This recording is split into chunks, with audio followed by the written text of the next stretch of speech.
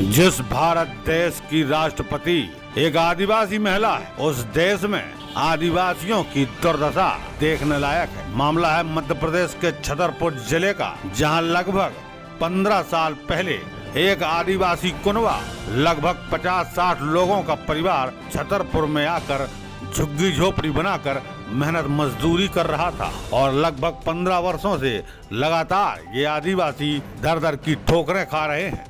3-4 साल पहले से वर्तमान में ये आदिवासी कुनबा दुर्गा कॉलोनी वार्ड नंबर 17 में अस्थायी झुग्गी झोपड़ी बनाकर रह रहा था। शासन प्रशासन ने बिना नोटिस दिए, बिना सूचना दिए ही इन झुग्गी झोपड़ियों को ध्वस्त कर दिया। अब यह आदिवासी परिवार दर दर की ठोकरें खा रहे। इनका कहना है कि शासन प्रशासन की किसी भी योजना का लाभ इन्हें नहीं मिल रहा। चौंका देने वाली बात यह है कि इन गरीब आदिवासियों के पास निवास प्रमाण पत्र भी यहीं के और इनके आधार कार्ड भी यहीं के, वोटर आईडी भी बहुत से आदिवासियों की यहाँ की बनी हुई, राशन कार्ड भी बहुत से आदिवासियों के बने हुए, मगर इसके बावजूद भी ये आदिवासी शासन की योजनाओं के लाभ से वंचित। मध्य प्रदेश शासन में जहां भारतीय जनता पार्टी की सरकार है और आदिवासियों एवं गरीबों के हित की बात हमेशा कागजों और भाषणों में की जाती है, मगर उसकी जमीनी हकीकत ये है कि छतरपुर के इन आदिवासियों का जन सुनवाई में आवेदन देने के बावजूद भी इन्हें न्याय मिलता दिखाई नहीं दे रहा। छतरपुर जिले में भूमाफियाओं ने कई जगह पर शासकीय भूमि पर कब्जा कर रखा, मगर उनका रसूखदार रुतबा और पैसा और राजनीतिक संरक्षण होने के कारण प्रशासन उनका कुछ नहीं बिगाड़ और ऐसे गरीब आदिवासियों के ऊपर प्रशासन की गाज गिरती है, जिनका न कोई राजनीतिक संरक्षण है और न ही वे आर्थिक रूप से मजबूत है। गौर से देखिए जरा इन तस्वीरों। ये मासूम छोटे छोटे बच्चे इस उम्र में जब इन्हें विद्यालय जाना चाहिए, जब इन्हें शिक्षा का वरदान मिलना चाहिए,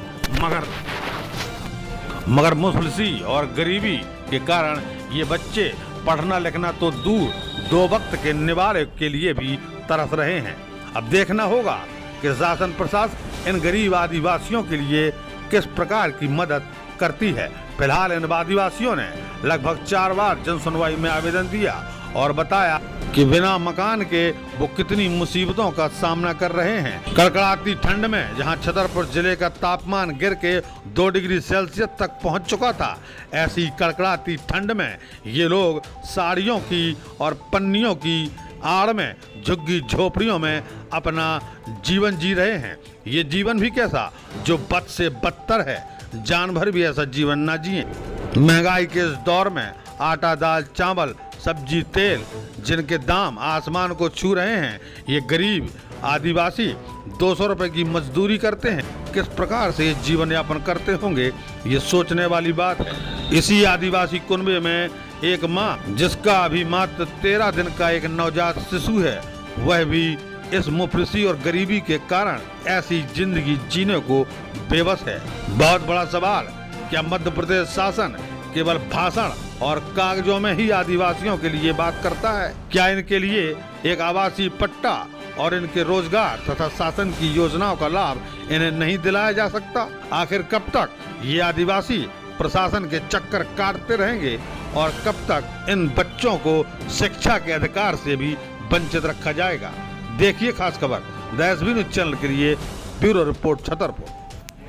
हाँ बताइए क्या नाम भैया, कहाँ से आए, क्या समस्या है? हम आए दुर्गा कॉलोनी से, हम लोग आदिवासी नाम है मेरा और हम 40 से 45 परिवार रहते हैं दुर्गा कॉलोनी में, गठोरा रोड पे। और हम लोग को आश्वासन है कलेक्टर साहब से कि हमको जल्द से जल्द राहत दिया जाए, पट्टे की योजना दे और रहने के लिए मकान दे हम लोगों को, क्योंकि पहले ही हम लोगों का मकान नष्ट हुआ है और हम लोग बहुत कष्ट में। हमको निवेदन है कलेक्टर साहब से कि जल्द से जल्द हम लोग को पट्टा दिया जाए। मकान कैसे टूट गए आप लोगों? नहीं, सरकार ने तोड़ दिए, आए थे सरकार गिरा दी। हम लोग बाहर गए थे खाना कमाने के लिए, रोजगार के लिए। कहाँ पर गए थे आप लोग? हम दिल्ली साइड गए थे हम लोग मजदूरी के लिए। कोई जैसे कि बाहर चले जाते 100-200 किलोमीटर पे। कोई नोटिस प्राप्त हुआ क्या आप? नहीं, कुछ भी नहीं हुआ। ऐसे कोई सरकार से हमको कोई सूचना नहीं मिली है, ना कोई नोटिस मिला हम लोगों को। सीधे मकान तोड़ दिए? सीधे मकान गिरा दिए हमारे। उन मकानों में कुछ सामग्री या कुछ हानि हुई आपकी? उसमें कपड़ा लत्ते भी थे, बर्तन थे रहने का, क्योंकि हम लोग पास, क्योंकि आदिवासी के लोग पास, क्योंकि बहुत कम वजह से बर्तन वो रहता है, हम लोग बाहर लेके। आप लोग मूलतः कहाँ से हैं? कहाँ से हैं आप लोग पहले? नहीं, पहले तो हम लोग वहाँ रहते हैं देवास जिले में, अभी तो यहीं रहते हैं हम। तो वहाँ पर कुछ है आपका मकान जमीन कुछ? नहीं, कुछ भी नहीं। हम तो वहाँ भी ऐसे ही रहते थे? क्या चाहते हैं आप लोग? हमको निवेदन है कलेक्टर साहब से, हमको जल्द से जल्द पट्टा दिया जाए और रहने के लिए आवास दिया जाए। हमको यही निवेदन है कलेक्टर साहब से। क्या पूर्व में भी आप लोगों ने कोई आवेदन दिया है? नहीं, हमने 5 से 6 बार आवेदन दे दिया कलेक्टर साहब को। अभी तक कोई सुनवाई नहीं? कोई सुनवाई नहीं हुई। हाँ, हमारे मकान तोड़ दिए थे। कर्मचारी आए थे, हम मजदूरी पे गए थे तो हमारे मकान तोड़ दिए। दाढ़ की मजदूरी करने के लिए गए थे वहाँ पे, तो फिर हम आए तो साड़ी की मड़ैया बना के पड़े। लड़के बच्चे सब ठंडी में पड़े। कुछ साधन नहीं है खाने पीने का भी। 200 रुपये दिन मजदूरी जाते हैं, 35 रुपये किलो आटा लाते हैं। कभी चटनी में खाते हैं, कभी सूखी रोटी मिलती है, कभी पेज पानी बना लेते, दलिया बना लेते, पेज बना लेते। कुछ हमको साधन नहीं है। तो हमको ये चाहिए शिवराज सिंह चौहान के पट्टा दिया जाए गरीब को, आदिवासी और मोदी सरकार दोनों मिलके पट्टा दे, मकान बना के दे दे हमको। तो लड़के बच्चे का सब व्यवस्था हो जाएगा, साधन बना जाएगा। इतनी गरीबी नहीं देना चाहिए। और सरकारी लोन भी हमको दे सकता शिवराज सिंह चौहान। मोदी सरकार इतनी मदद करेगा। कहाँ तक परेशानी उठाएंगे, कहाँ तक लड़के बच्चे को लकड़ी 7 रुपये किलो मोल के लाते। सिर्फ हमको पानी नहीं मिलता मोल का। कभी भूखे रहते तो मांग के भी खा लेते, रोटी भी मांगने चले जाते लड़के बच्चे। क्या करेंगे? 35 रुपये किलो आटा लाते तो 200 रुपये का मजदूरी करके लाएंगे। उसमें तेल 150 रुपये किलो। सारी चीज महंगी है तो हम क्या खाएंगे? तो शिवराज सिंह चौहान हमको पट्टा दिया जाए और सरकारी लोन दिया जाए और मदद करे।